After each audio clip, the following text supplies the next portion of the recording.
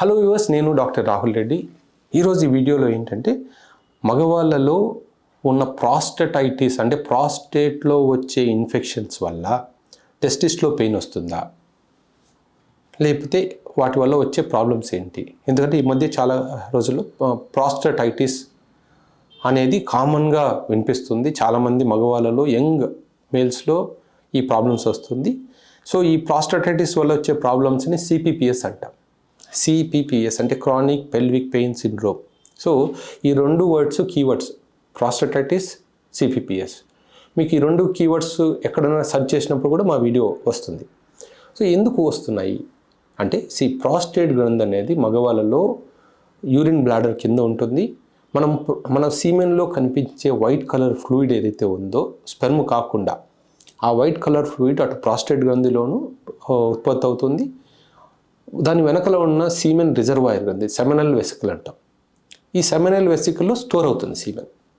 So siemens ఎప్పుడు టెస్టిస్లో store అవ్వదు. టెస్టిస్లో produce అయిన స్పెర్మ్ సీమెనల్ వెసికల్లో వచ్చి స్టోర్ అవుతుంది.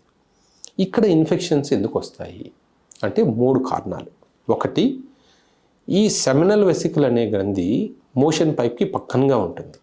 సో మోషన్ పైప్లో ఏ ప్రాబ్లమ్స్ వచ్చినా కూడా, అంటే మోషన్ రిలేటెడ్ ఇష్యూస్ ఏంటి, ఇరిటబుల్ బౌల్ సిండ్రోము అంటే ఎక్కువసార్లు మోషన్కి వెళ్ళడము, లేదా కాన్స్టిపేషన్, బాగా మలబద్ధకం అంటాం, దానివల్ల కానీ పైల్స్ అంటాం, పైల్స్ కానీ ఫిజర్ కానీ ఫిస్టులా కానీ ఎటువంటి ఇబ్బందులు ఉన్నా కూడా మోషన్ పైప్లో ఇక్కడ ఉన్న బ్యాక్టీరియా దాని పక్కనే ఉన్న సెమినల్ వెసికల్ గ్రంథిని అటాక్ చేసి దాన్ని డిస్టర్బ్ చేస్తాయి.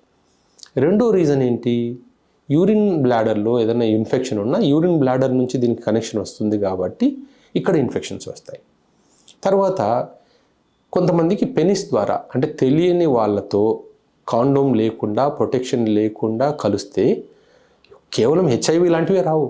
చాలామంది ఏమని భయపడతారు, నాకు కేవలం హెచ్ఐవి వస్తుంది దానివల్ల హెచ్ఐవి ఒకటే కాదు, కొన్ని వందల రకాల bacterial infections, fungal infections, viral infections ఈ పెనిస్ ద్వారా ట్రాన్స్మిట్ అయ్యి లోపలికి వెళ్ళి ప్రాస్టేట్ గ్రంథిలో సెటిల్ అయిపోయి ఇన్ఫెక్షన్ కాజ్ చేయొచ్చు.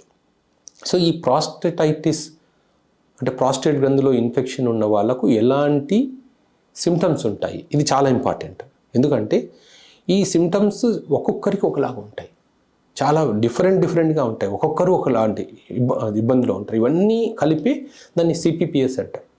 అంటే ఇబ్బందులు ఏమేమి ఉండొచ్చు అంటే, కొంతమందికి యూరిన్ మాటికి యూరిన్ వచ్చినట్టు అనిపించవచ్చు. అంటే యూరిన్కి వెళ్ళినా కూడా నాకు లోపల యూరిన్ ఉందేమో అన్నట్టు అనిపించవచ్చు. కొంతమందికి యూరిన్ స్పీడ్ తగ్గినట్టు అనిపిస్తుంది. కొంతమందికి యూరిన్ వెళ్ళి వచ్చిన కొంతసేపు అరగంటకు మళ్ళీ వచ్చినట్టు అనిపించడం.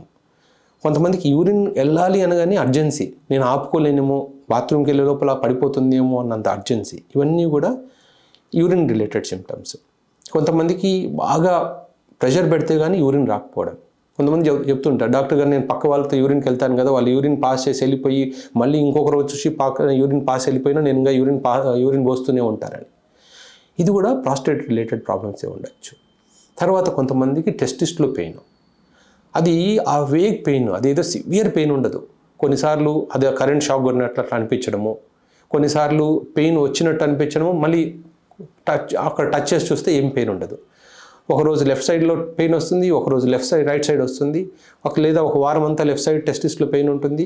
అరే ఇది ఏదో తగ్గిపోతుంది అనుకునే లోపల మళ్ళీ ఆపోజిట్ సైడ్ స్టార్ట్ అవుతుంది. ఇవన్నిటికీ కూడా రీజన్స్ ప్రాస్టేట్ ఇన్ఫెక్షన్స్. అన్నిటికన్నా ముఖ్యం ఏంటంటే స్పెర్మ్ రిలీజ్లో తేడా రావడం.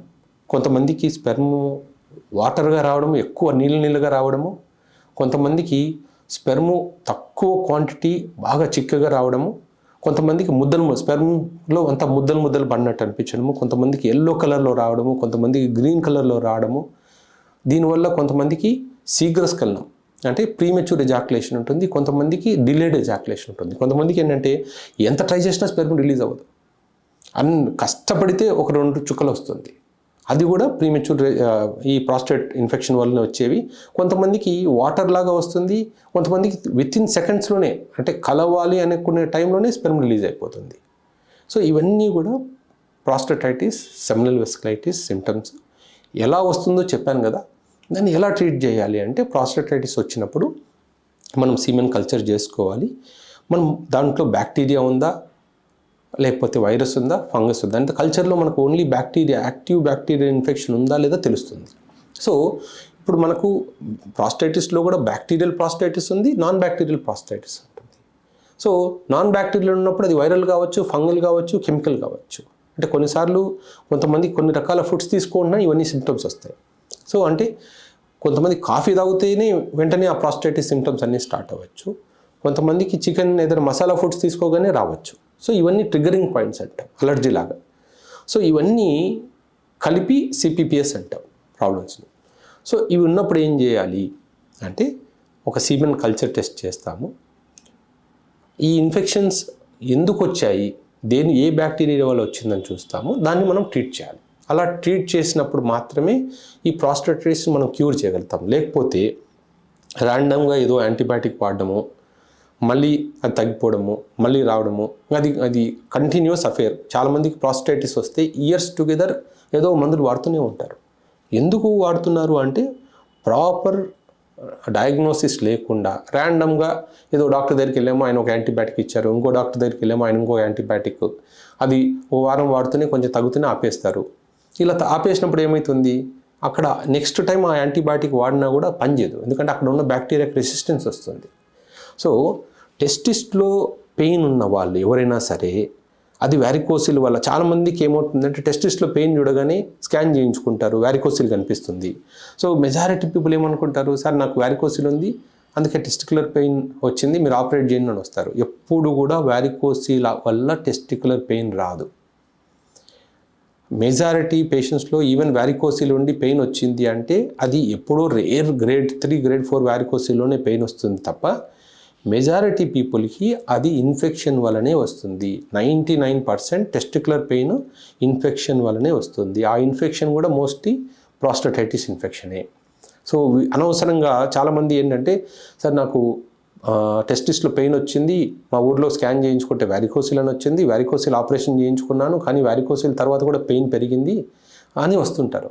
ఎందుకంటే అది వ్యారికోసిల్ సంబంధించింది కాదు. సో అనవసరంగా ఆపరేషన్ చేయించుకోవద్దండి. ఇది ఎయిదర్ మెడిసిన్స్తోనే ట్రీట్ అవ్వాలి, లేకపోతే దానికి ఏదో ఫిజియోథెరపీ థెరపీ ఉంటుంది, అలాంటి థెరపీస్తో ట్రీట్ అవుతుంది తప్ప అనవసరమైన సర్జరీస్ చేయించుకోవద్దండి. Thank you.